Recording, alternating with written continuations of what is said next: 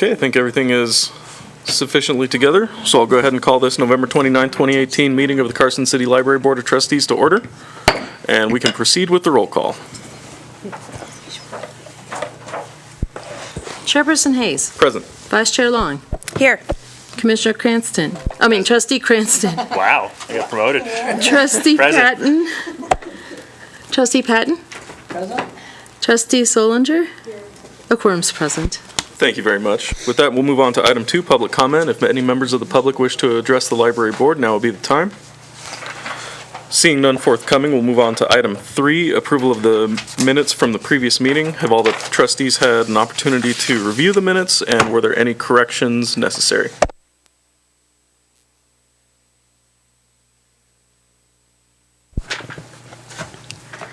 My memory's not what it used to be, but it looked good to me. I didn't see anything out of the ordinary. In that case, I would entertain a motion to approve. I move to approve the minutes of the October 25th, 2018 meeting. I'll second. Those in favor, please signify by saying aye. Aye. Those opposed? Hearing none, the motion carries. With that, we'll move on to item 4, the Friends of the Carson City Library report, which is being distributed currently. This is just telling you how busy we've all been, as I'm sure all of you have been. The Bonanza here at the Parks and Recreation was a fun evening. And then we came back to the high school a week or so later and took over the English department's book sale there. So they had a day and a half of book sales and made $400 or so on stuff that my bookstore manager said she wouldn't have even sold, but and we're hoping we can take that over next year. Donations are still coming in almost faster than they can clean them and keep them from having to sit outside. Our holiday bazaar started on Monday, and we have a whole store full of really beautiful, mostly handmade gift items. So if you're stuck for a gift for somebody, come over and mosey around. We got something in every room in the store, so we'll be there until the 8th. Okay? Otherwise, we're just kind of trying to wrap up our fiscal year, and I'm trying to get all the paperwork together for the annual meeting in early January. That's it. Excellent. Thank you very much, Phyllis. With that, we'll move on to item 5, Library Board of Trustees business, starting with item 5A, the 2019 calendar. Okay, Sina Lloyd for the record. It's coming up here on the screen. You guys should also have this in your packets. What we've done here is we've taken into consideration some of our patron comments about potentially doing some of our staff development days as half days. We've also taken into account here the staffing at the library when we have tried to do a Monday holiday and stay open on a Tuesday. It's too tight. If someone calls in sick, we don't have enough coverage to also be able to provide staff lunches. And so what you're going to see here is we are trying to maintain over 2,700 open hours. So right now we're at 2,727.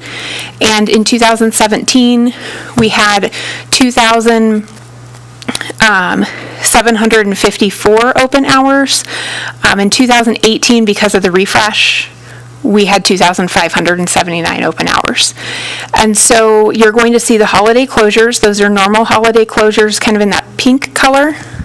That is our regular city holidays.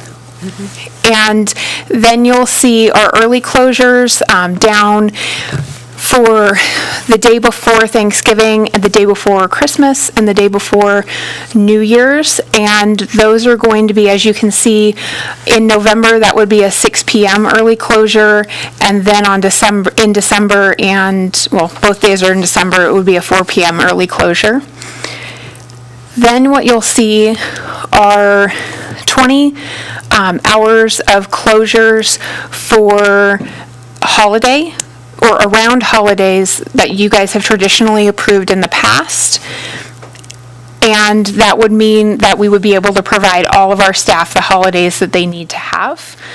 And then what you'll see is staff development days and late open. So those are the two that I'll talk the most about. So this first month in January, what we're looking at doing is when we have a Monday holiday, which would be the 21st of January, we would be closed that day. And then on that Tuesday, we would open at 1 p.m. and then we would close at 6 p.m. So that would give 5 hours of public service to the community, but it would allow us to have the staff that are coming in for that day. They can come in, they can do some work, they can break for lunch, they can come back and then serve the public. So that's what those late open days are.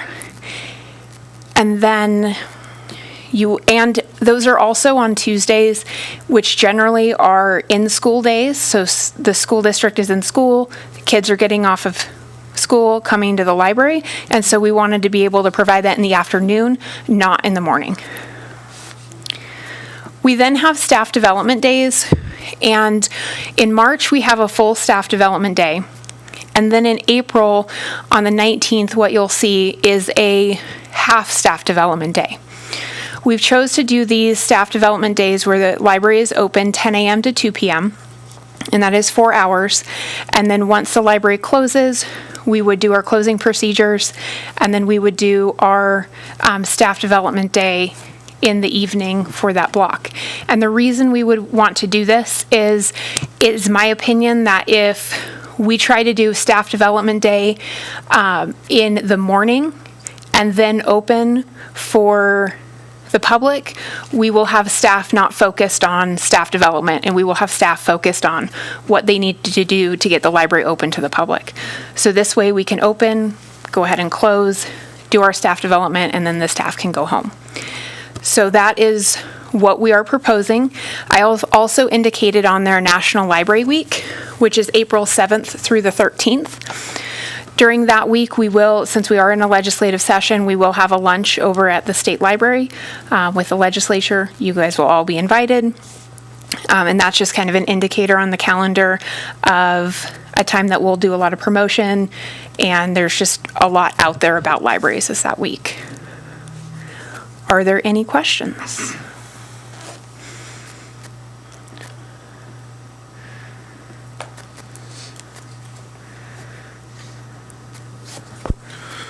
I think that the only comment that I have on this is that, I appreciate seeing I'm surprised how few hours we actually lost last year to the refresh. And I like that we're getting back over the 2,700 point, and I think it looks excellent. Is there any discussion from the board regarding the schedule? There was one other item I did want to note. In November, we actually do have the dates for National Library Association Conference, and it is in Reno, and it's the 2nd, 3rd, and 4th of November. And again, that's why we're doing only half days the rest of the year and focusing on being able to take our staff to that program.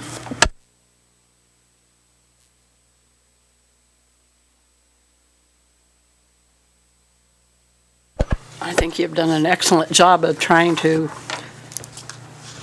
take into consideration what the community wants and still be able to do your jobs and make sure all the staff gets all the vacation they're supposed to have.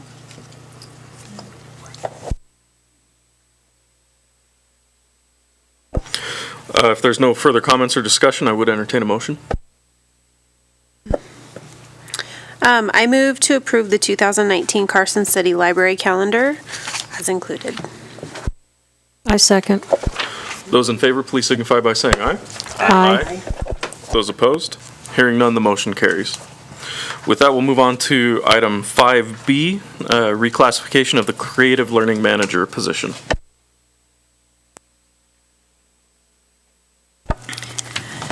Okay, so the first thing that I want to talk about here, this is Sina Lloyd for the record, is that the Board of Supervisors does any reclassification of any positions within the city. And so what I'm looking to get from you today is the potential to move forward to seek reclassification from the Board of Supervisors. That doesn't mean that it will happen, it doesn't mean it won't happen, it just, this is the first step in going there. So I'm going to give you guys a little bit of history. I will read a little bit of the handout that you guys have on page 13 and 14, but I'll give that brief history and then we can kind of talk about, and you guys can ask questions about that. So in 2013-14, the city implemented a efficiency study. And in that efficiency study, all of our positions were looked at, and the result was, this is a quote from that study, "The library has too many managers, resulting in work being performed at a higher pay grade than necessary. Recommendation is to modify the library's organizational structure by reducing manager positions and increasing staff positions."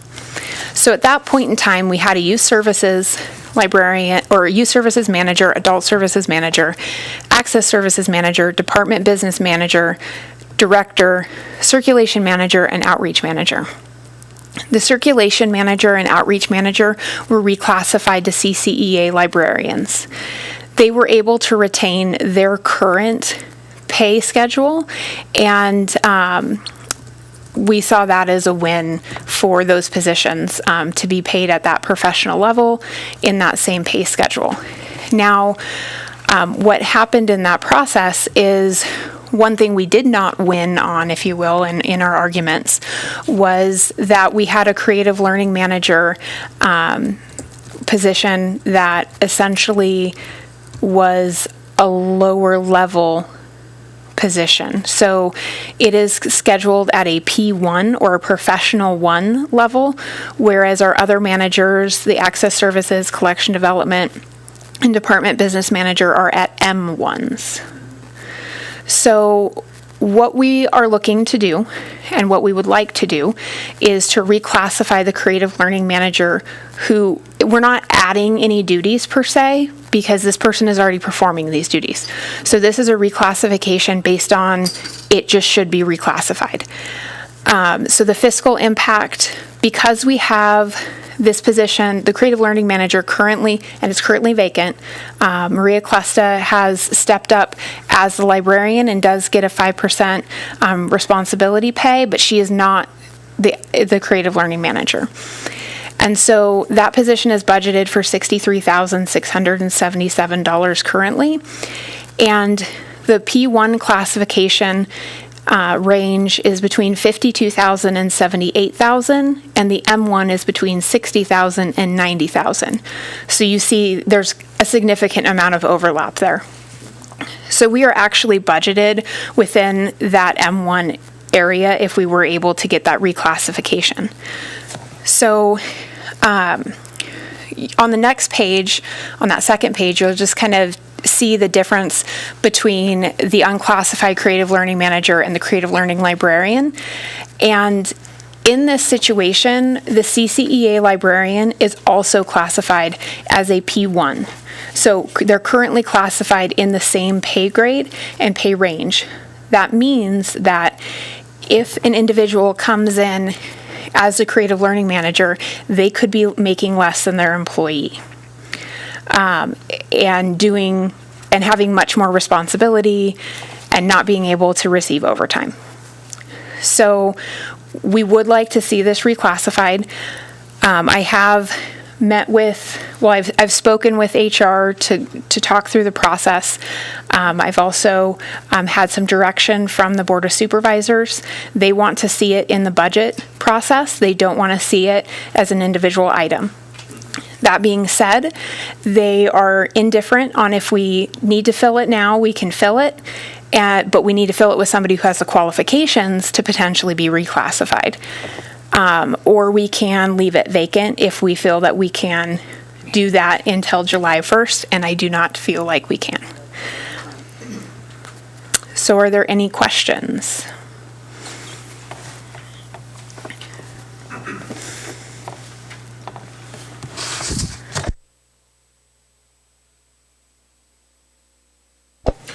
So, to me, this seems like kind of a catch-up that we're doing, right?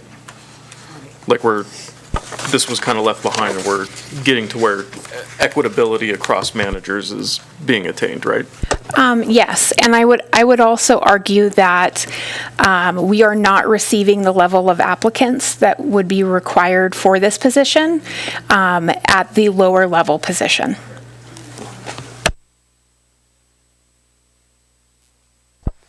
I was a part of the board who made this decision. Yeah, and I do remember that we did not take into consideration what was going to happen down the road. We were more concerned with the two people that we were reclassifying, and they were close to retirement, and we wanted them to keep their pay and all that sort of stuff, and didn't really go into how it would affect the pay scale down the road. So this is a good thing to do, I think. Can you just repeat again what you were saying about waiting till July? Sorry. That's okay. So the Board of Supervisors is indifferent if we wait until July, or if we hire now, but hire someone with the qualifications necessary, that if the reclass goes through, that they would then get that reclassified position. But they have to be qualified for it. And so we could wait to hire until July 1st. I don't think we can. I think we need somebody in that position sooner than that. I think we can wait a little while, but not that long. And it would go through the budget process for the supervisors. No, it would go through the budget process, and it would be enacted July 1. So if we do it before, it has to fall within the budget we have now. Is that what you're saying?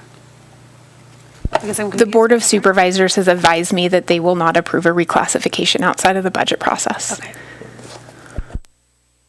So what you're saying, if we can't wait that long, we can hire somebody at the current pay level, but they have to have the qualifications for the reclass. Correct. Okay. Right, because we have the $63,677 that's already budgeted for the position, and that's You're not going to get that raise. $3,200 above the bottom of that pay scale. So it's within our budget. Yeah. Yeah.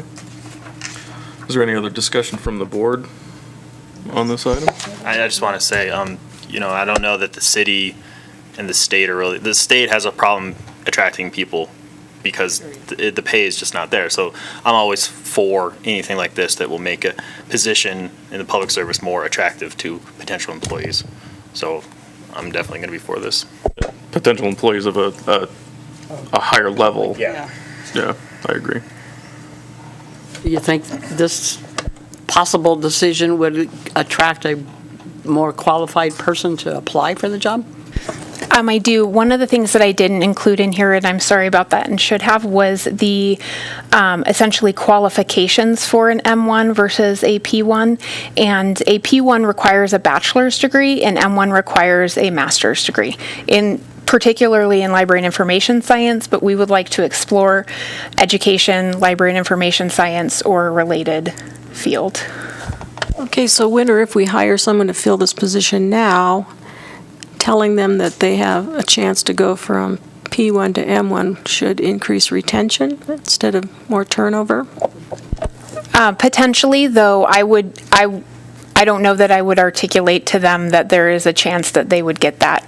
There is a chance that they would get that. I don't know that we can use that as a recruiting tool because we don't know if it's going to be reclassified or not.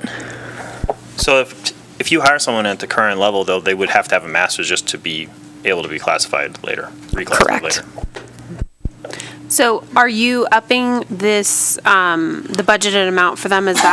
What's the difference between what you're offering, what the job position is put out there for right now versus this? So we haven't advertised the position at all. Okay. So it has not been advertised. We have that budgeted amount at 63, so we can hire up to that amount essentially. Now, in the lower range P1, that's actually above the bottom 1/3, and we would have to get special permission from Internal Finance Committee. That's not impossible to do, but it would still be within that M1 range, and so then they would still be eligible for that reclassification.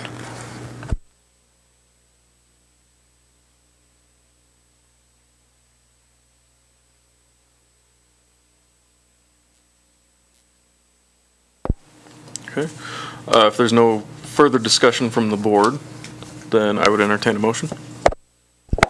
I move to approve the request for the reclassification of a creative learning manager to a creative learning manager unclassified M1 position from the Carson City Board of Supervisors, contingent on the final approval of the Carson City Board of Supervisors. I second the motion.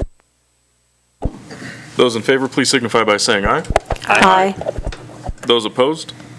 Hearing none, the motion carries.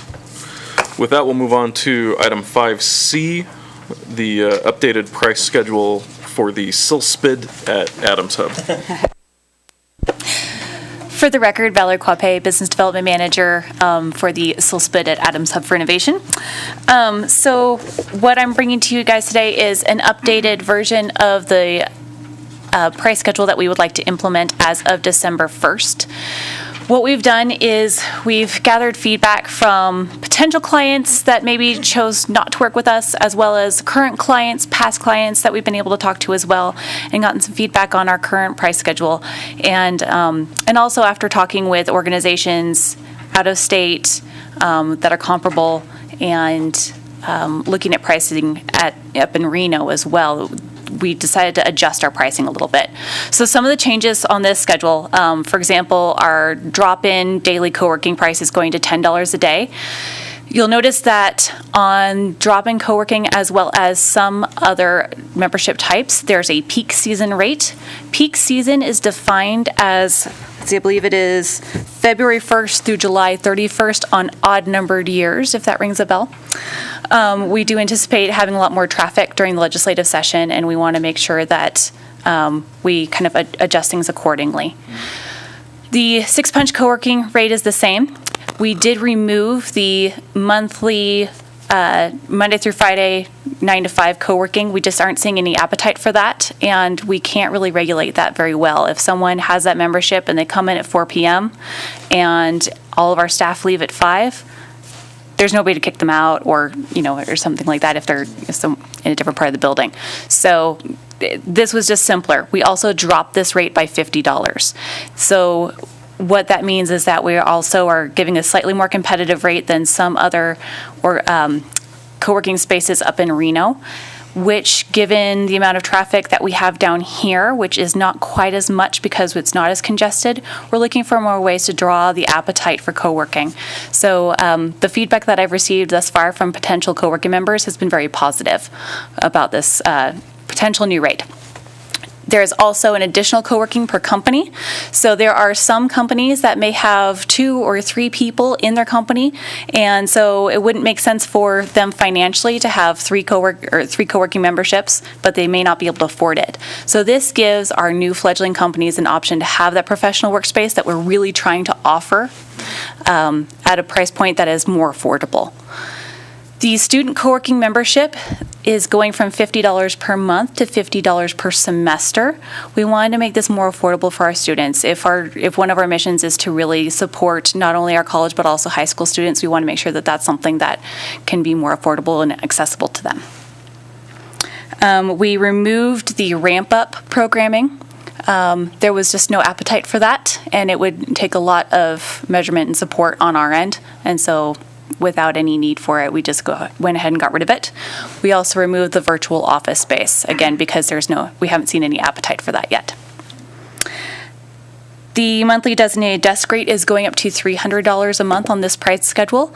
We've had a lot of appetite for the designated desks, largely because they were pretty similar price to the 24/7 co-working. And what we've seen is that most people would rather have a designated desk than the collaborative environment. At this point in Carson City, that may change, but that's kind of where we are at the moment. Also, because we do have a couple desks available, I am proposing that we have a drop-in day designated desk rate, so that way someone has a quiet place to leave their stuff for the entire day and they can come and go, but then it's also just a day rate sort of thing. For the executive startups, we have a couple of different rates listed there. The $750 a month is the same as it is currently. However, for organizations that are either intending to stay based in Carson City or are relocating to Carson City and need a temporary landing spot until they can find a larger facility, we are offering a $500 price point for community organizations. That does not mean that they're necessarily nonprofits, but more that they are community-based and that they're going to be staying in this community. We've found that the $750 price point is a little bit high for a lot of people who are starting here in Carson City at this time. And then again, a drop-in day rate for a private office. I've had a lot of people call and ask if they can hold interviews in our facility who aren't members. And so this is an option for people to do that in a way that we can effectively use any empty office space that we have and also serve our community in that way and help our business members, or our business community develop their workforce.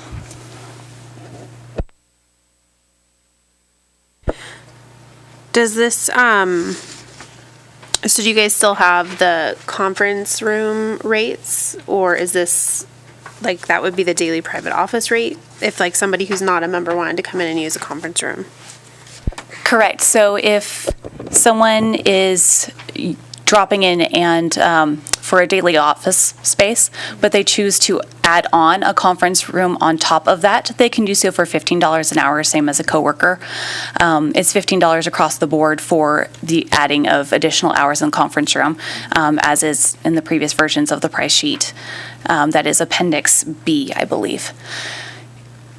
So we aren't altering that at all, but we want people to have the opportunity to do one-on-one interviews and that sort of thing easily and affordably. Also, this allows us to keep our conference rooms clear for our monthly members, and that's one of our priorities as well.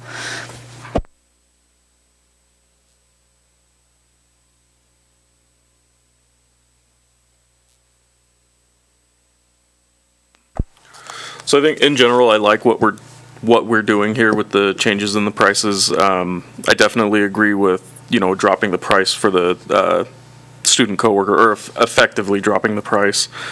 And I really like the community rate that we're looking at instituting. I think that makes a lot of sense. Is there any discussion from the board? If not, I would entertain a motion. I move to approve the updated price schedule of monthly services for the at the Adams Hub for Innovation. I second. Those in favor, please signify by saying aye. Aye. Those opposed? Hearing none, the motion carries.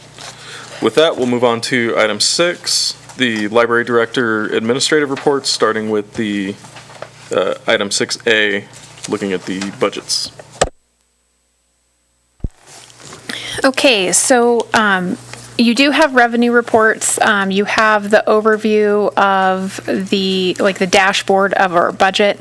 Hold on just a moment. There's also the link so that you can actually open it. So you have that in your packet. If we want to go to, you have some revenue reports in there. Those aren't complete revenue reports when I say that.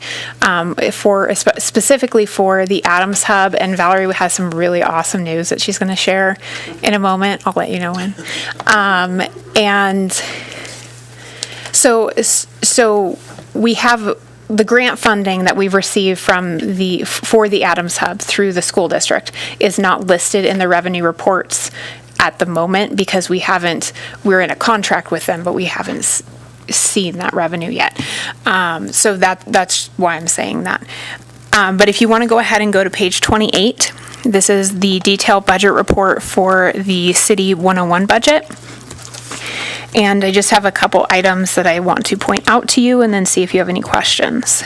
So in temporary staffing, we are 133% spent. That is due to us having a 0% budget for that line item. We will be fixing that in an augmentation that is actually due tomorrow. But that is something that essentially each year we are going to have to plan for and ensure is in the budget. This last year it was not. That being said, it's not that the money wasn't elsewhere in our budget. It just happened to be under professional services, and the city has asked for all temporary marathon staffing to be charged to a temporary staffing line item. So it's just a way of them keeping track of what's being charged where.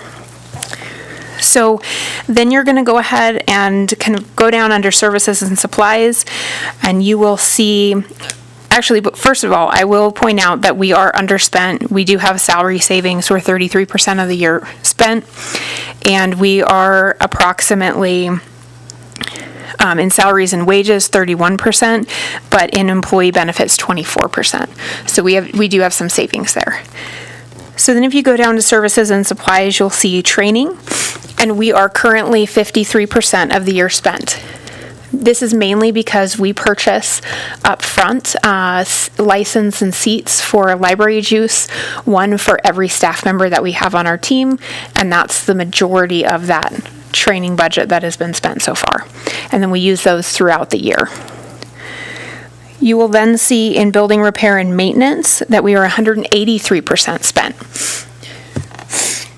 This was due to the project that the facilities went ahead and did for us to secure our new shelving so that it is earthquake safe.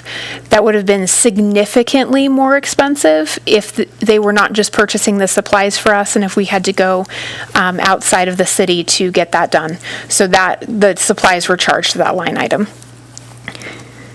And then the last is the small furnishings. Not very much over, but we are over a little there. All of these items that are over will be addressed in the augmentation, in which we have moved from other line items to ensure that we're covering those. Are there any questions with the city budget?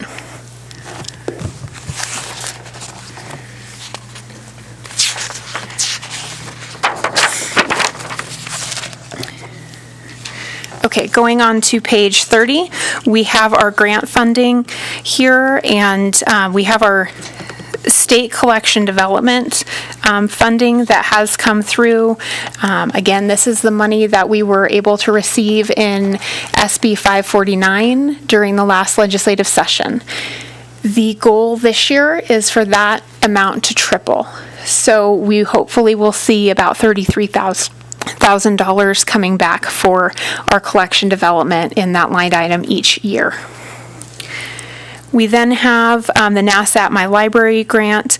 We did receive phase 2 of this grant, so we were selected for that, and we've received some really awesome goodies from NASA, and we'll be doing some really cool programs with those coming up here soon. And those will also, you'll see that in the budget augmentation. So what you're seeing here are the reports prior to our augmentation.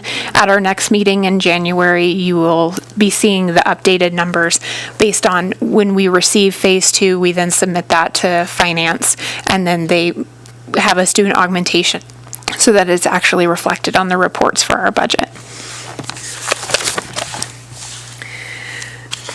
Okay, so on page 31, we have library gift.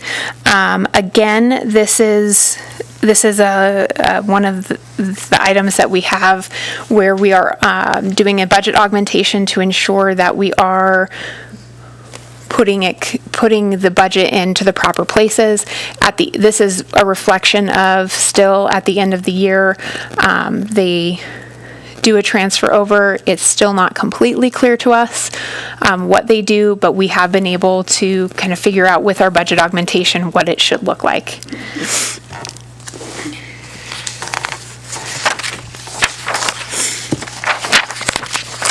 Then if you go to page 34, the only item that we are overspent considering the percentage would be travel, and we did do quite a bit of travel at the beginning of this year and into October, but other than that, we are pretty well on track here, and I will let Valerie share some news.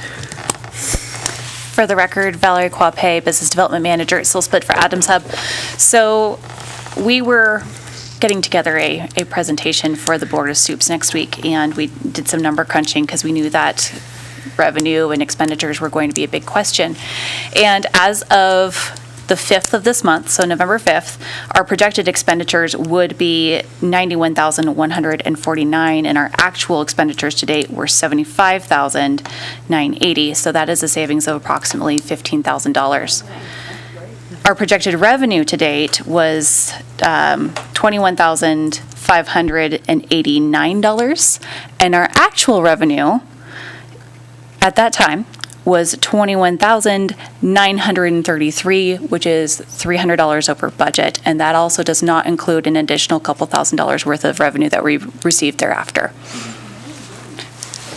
So yes, so we are over our projected revenue currently at Adams Hub. Not a ton, but definitely a significant amount for a group that generally does not run on revenue. So, or I should not run on anything but our tax revenue. Okay, are there any questions about the budget?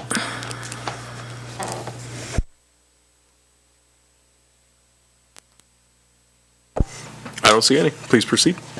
Okay, so going to the library director's report.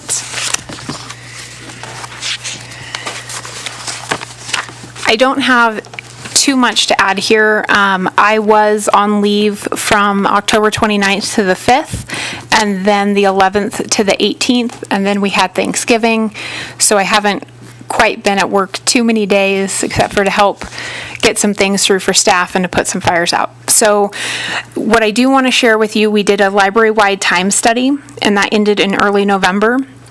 We will be using that for the reclassification. We think that the data from that will give us some pretty strong reasonings to present to the Board of Supervisors for that.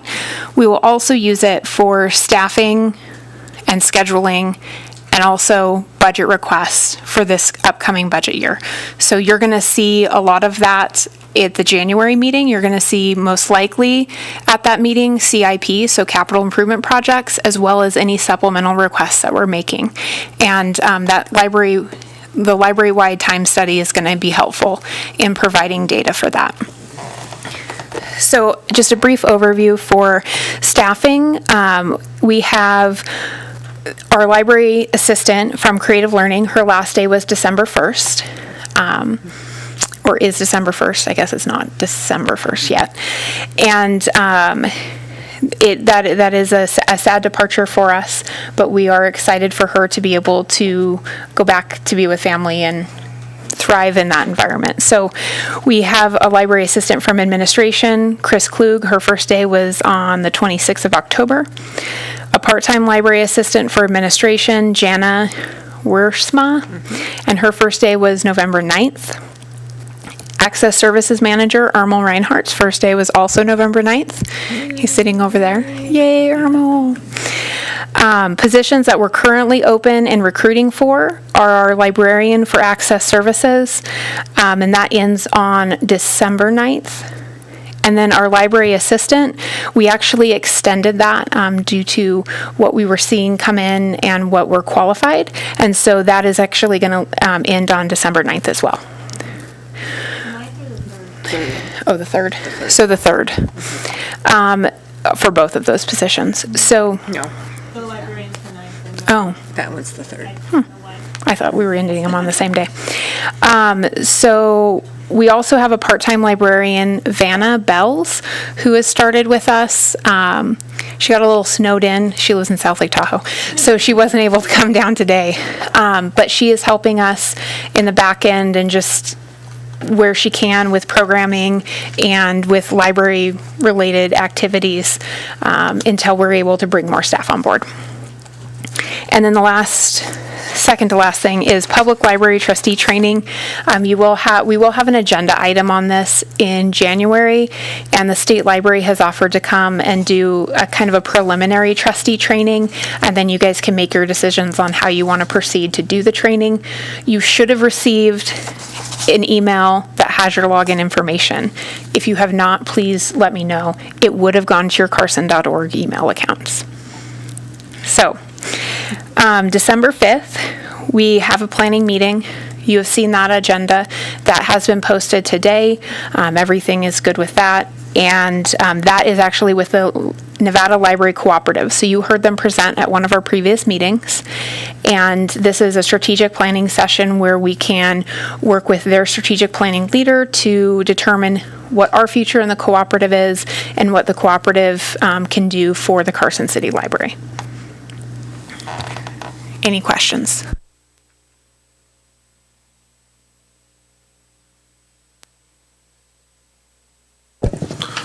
I don't see any. Thank you very much. Okay, with that, we'll move on to item 7, starting with item 7A, the Grants Administration Report. Yes, Diane Baker for the record. And just have a couple of things to say about the report that's not coming up on the screen, but that's all right.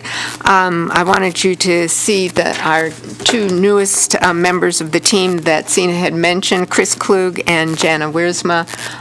Really excited to have them both on board. Chris had been in the part-time position prior to that, and so we were able to promote her up.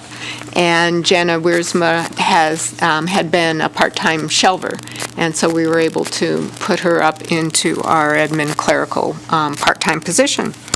On the grants updates, just to let you know, we'd mentioned before the continuing education micro grants have been able to add an additional one for ALA Midwinter, funding from the state library.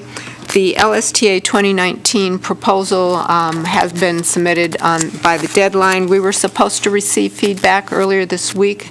There's a delay. I haven't gotten the updated time when we'll get the feedback on that and how that's going to fit into the timeline that they have posted. The other interesting aspect is we've been exploring the Community Development Block Grant, CDBG, for the category where there's social programs are available for funding, and again, that's determined locally.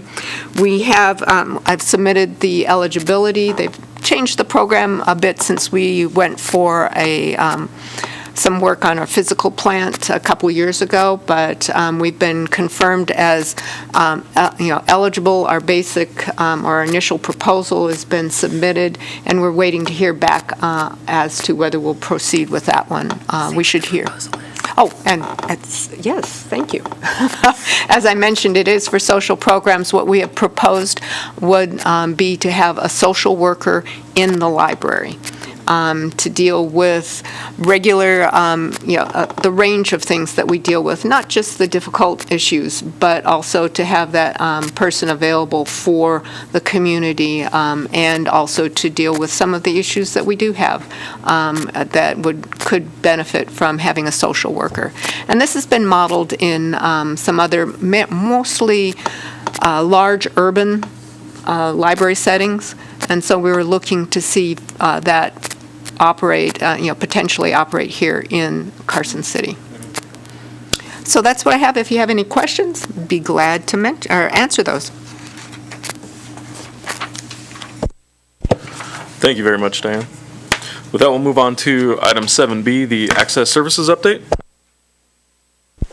Irmo Reinhardt, Access Services for the record. So I only have one sort of topic to talk about today, and that's digital equipment. So I kind of wanted to highlight digital equipment. We've had 174 Chromebook and 32 camera checkouts since we added the digital equipment onto LibCal. So this is something that people can come up and reserve in person or online. And then our most popular items are the cameras, which is the Canon Rebel and the Nikon Coolpix. And then additionally, we'll have a few more items, MIDI keyboards, mics, and other audio equipment, which currently they get used by the students, but they're not available for circulation. And then there's a few more items that are in repair that I'm hoping to get out within the next couple months. And that's all I have. Any questions, let me know. Thank you very much, Irma. With that, we'll move on to item 7C, the collection Here's the science chair. Oh, the collection development update. Amy Lauder, Collection Development Manager, for the record. So last month, as you may have noticed, was a busy month for travel, but one of the ones that didn't make it into last month's meeting, Sienna and I got the chance to go down to the yearly Internet Librarian conference down in Monterey in California. Which was really nice to go to kind of a more targeted conference. A lot of the ones we go to are very general, like ALA is all types of libraries, even NLA. You get a lot of academic, it's nice to see everybody, but it was really nice to really drill down into some of the specific technology, digital resource, just anything digital or internet is at this conference. A lot of data stuff. A lot of really cool things for us.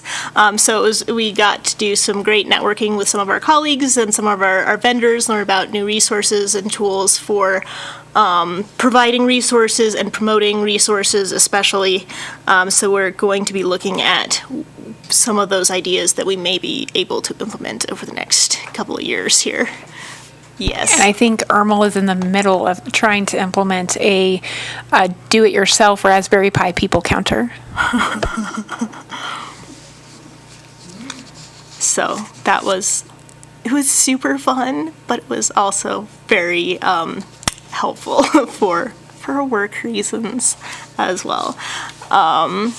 So that was that, and then out of that, one of the resources that we've already started implementing and are going to be doing a lot more specific things with is the Niche Academy platform. I think we had it a few years ago. I wasn't involved in that, but I think they've kind of upped their game since then.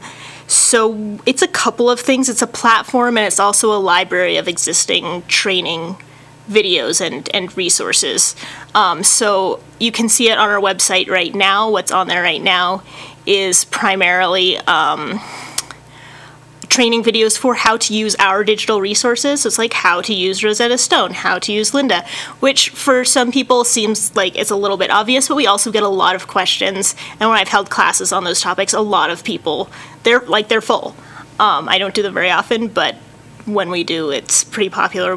Overdrive, we have classes every month, but this lets them, if they're not able to come in and do those, they can do it on their own time, and it'll walk them through how to use those resources.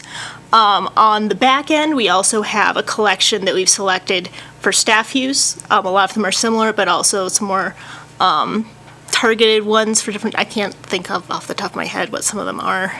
But like there's one that the Niche Academy group developed by request of librarians for dealing with difficult patrons. Yeah. So different trainings like that. So kind of library targeted staff training kind of things.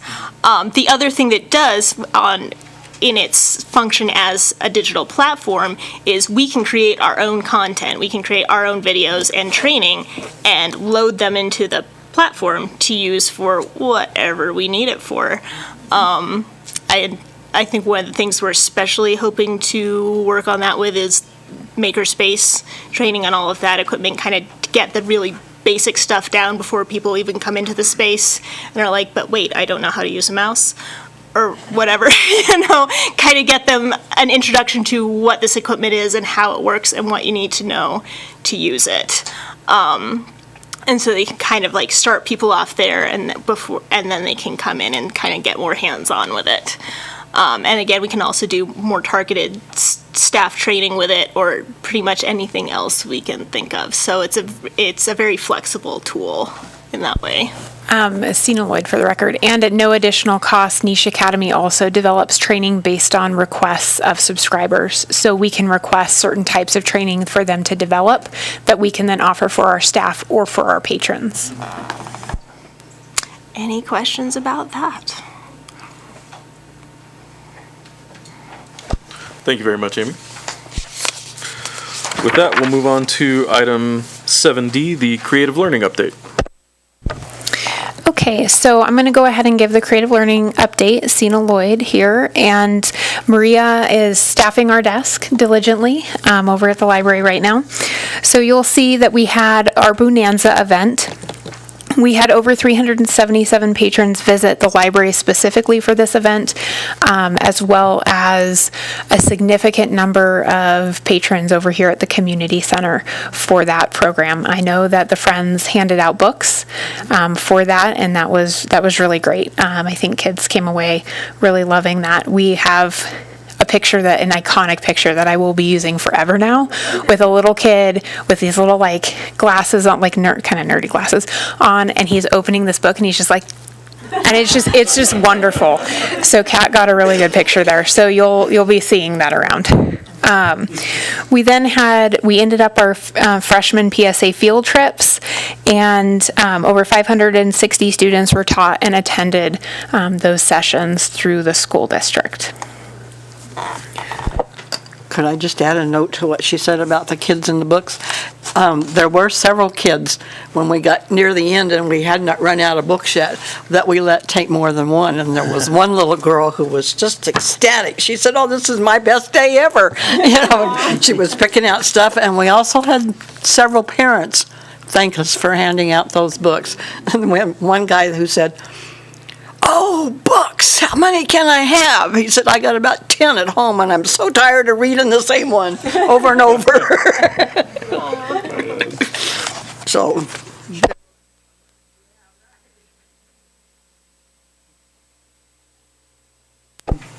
Excellent. Thank you for that update, Sina. With that, we'll move on to item 7E, the SolSped at Adams Hub update. For the record, Valerie Quape again with the Business Development Manager at the SolSped for Adams Hub. So first I'd like to kind of give some takeaways from our Nevada Day Parade fundraiser and viewing event. So we had two different pieces to this event. One was a VIP event where people were allowed to be seated at the second floor of the main Adams Hub building and watch the parade from there. And then there was also a general admission event in the studio at Adams Hub. The VIP event was very well received. We only had one additional ticket bought beyond our sponsors. However, all that attended really enjoyed it, and they also enjoyed the view and said that was something that they'd be interested in doing again. So that was great. The general admission event we probably would not pursue again. We just didn't see the return on it that we were hoping for. However, we do have some ideas for other things that we could do in the future, one of which being maybe we do a Bloody Mary bar or something like that. But we will see later on how we feel about doing that. the bathroom was well received. The bathroom was very well received. It's kind of key. And then the next item would be, again, a regular progress update on our key performance indicators, or KPIs. There's only one change on that list, and if you turn in your packets to page 64, Goal 2, KPI 2, the top of the page, that has changed from on track to at risk. It's because we haven't had very much interest in monthly co-working memberships. We have had drop-ins, but that's also another reason for our earlier price schedule change. So we're hoping to see an update with that. And again, with the legislature coming up, legislative session coming up, we believe that we will probably see an uptick on that coming in January to February.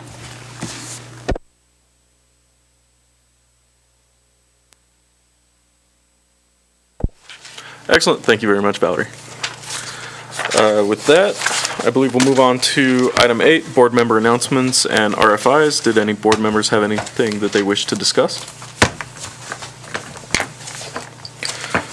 Seeing none, we'll move on to item 9, public comment. If any members of the public wish to address the Library Board of Trustees, now would be the time.